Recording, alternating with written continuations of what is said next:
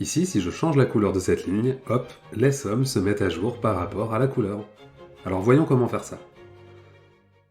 Pour obtenir ce résultat, soyons clairs, on va utiliser des astuces un peu particulières. C'est pas spécialement compliqué, c'est juste différent de nos habitudes, en tout cas pour moi c'était une découverte. Donc vous allez voir, le début de l'explication est un peu dense, mais accrochez-vous, ça s'éclaircit juste après. Bon, d'une certaine manière, ce qu'on va faire, c'est qu'on va créer une fonction. Pour faire ça, on va aller dans l'onglet Formule et dans le gestionnaire de noms. On va créer un nouveau nom. Ici, je vais l'appeler couleur par exemple, et ça va être un peu comme une nouvelle fonction. En dessous, au lieu de juste sélectionner une cellule qu'on voudrait renommer, on va écrire égal lire.cellule. Cette fonction, elle est un peu spéciale. Si vous essayez de vous en servir directement dans votre feuille de calcul, vous verrez que vous ne la trouverez pas. Bon, mais alors, qu'est-ce qu'elle fait ? Eh bien, lire cellule, c'est une fonction qui va renvoyer une information au sujet d'une cellule.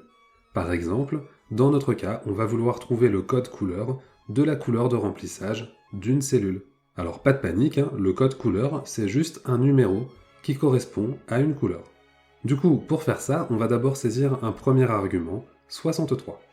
Alors pourquoi 63 ? Eh bien parce que c'est le code qui permet d'indiquer à Excel qu'on veut connaître le code couleur de la couleur de remplissage d'une cellule. Par exemple, si j'avais écrit 8, j'obtiendrais une information sur l'alignement horizontal de la cellule.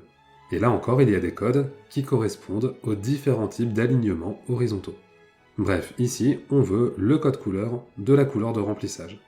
Pour le coup, si vous voulez découvrir toutes les possibilités, tapez lire cellule dans votre moteur de recherche, vous trouverez tout ce qu'il vous faut. Bon, alors ensuite, c'est bien beau, mais on veut étudier quelle cellule. Alors, regardez. Actuellement, je suis positionné en F10, ici. Moi, ce que je voudrais, c'est que la fonction couleur que je suis en train de créer me donne le code couleur de la cellule qui se trouve immédiatement à gauche. Et donc, je vais sélectionner la cellule E10 qui est à gauche de F10. Attention, automatiquement Excel ajoute des $, je les retire avec la touche F4, sinon peu importe où j'utiliserai la fonction couleur, elle renverra toujours le code couleur de la cellule E10. Et ça, ça m'intéresse pas. Bon, donc maintenant je peux valider ça. Ici j'ai bien un nouveau nom, qui est en fait un genre de nouvelle fonction, et je peux maintenant fermer cette fenêtre.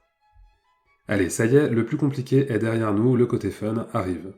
Je vais me placer en D2 et je vais simplement écrire égal couleur.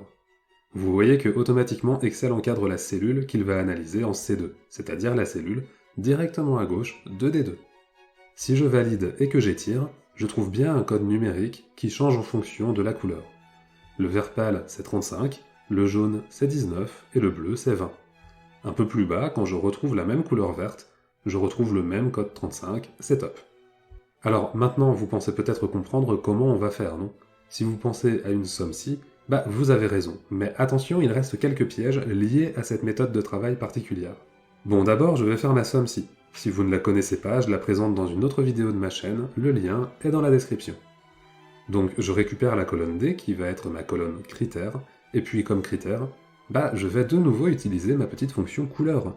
Et oui, vous avez vu que j'ai fait attention à mettre les bonnes couleurs dans mon petit tableau de synthèse, de manière à pouvoir les utiliser. Comme ça, je n'ai pas besoin de saisir par moi-même 35, 19 et 20, et puis je trouve que ça sert vraiment le côté visuel de notre tableau. Ensuite, je termine la fonction avec la plage somme, je valide et j'étire. Ça marche bien, il n'y a pas de problème. Si je change une couleur, par contre, ma somme ne se met pas à jour. Oups. En fait, là, pour que ça s'actualise, je suis carrément obligé de tirer de nouveau la formule en colonne D. C'est pas génial. Une astuce que j'ai trouvée en épluchant internet pour améliorer ça, c'est d'utiliser la fonction maintenant. Alors, qu'est-ce que ça vient faire ici ? Cette fonction, elle a l'intérêt d'être dynamique. Regardez, je vais écrire ici égal maintenant, j'ouvre et je ferme la parenthèse car elle ne demande pas d'argument. Si je rentre et que je ressors d'une autre cellule avec quelques clics, vous voyez qu'elle se met à jour. Pareil, si j'écris quelque chose et que je supprime ce que je viens d'écrire, à chaque fois, elle se met à jour. C'est ça que je veux dire quand je dis qu'elle est dynamique. Elle est en permanence en train de s'actualiser, ou en tout cas, à chaque fois qu'on fait quelque chose dans notre classeur, elle s'actualise. Du coup, on va l'intégrer dans notre colonne D. Donc je vais écrire plus maintenant, sans oublier les parenthèses, moins maintenant. Voilà, en faisant plus et moins, ça s'annule, et ça ne change pas la valeur. Par contre, désormais, si je change une couleur, il suffit que je double-clique quelque part pour que la mise à jour se fasse. Alors c'est pas parfait, je vous l'accorde, mais ça rend la chose fonctionnelle, en tout cas de mon point de vue. Une dernière chose importante qu'il faut savoir, c'est que ce que l'on vient de faire, ça fait appel à du VBA, le langage de développement de Microsoft. Alors là, c'est transparent pour nous, on s'en rend pas vraiment compte, mais c'est bien le cas. Ça implique deux choses. La première, c'est que vous allez devoir enregistrer votre fichier au format XLSM, c'est-à-dire un format qui prend en charge les macros. Il faut simplement modifier ça ici lorsque vous enregistrez, c'est super facile à faire, il faut juste le faire.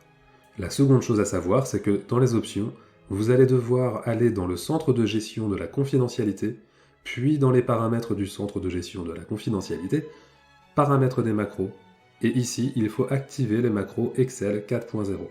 Je rentre pas dans le détail technique, c'est pas très intéressant, mais si vous ne faites pas ça, eh bien ça ne fonctionnera pas. Je sais que ça peut sembler compliqué, mais c'est à faire juste une fois. Ensuite, lors de vos prochaines utilisations, ce ne sera plus nécessaire, Excel va se souvenir de vos paramètres.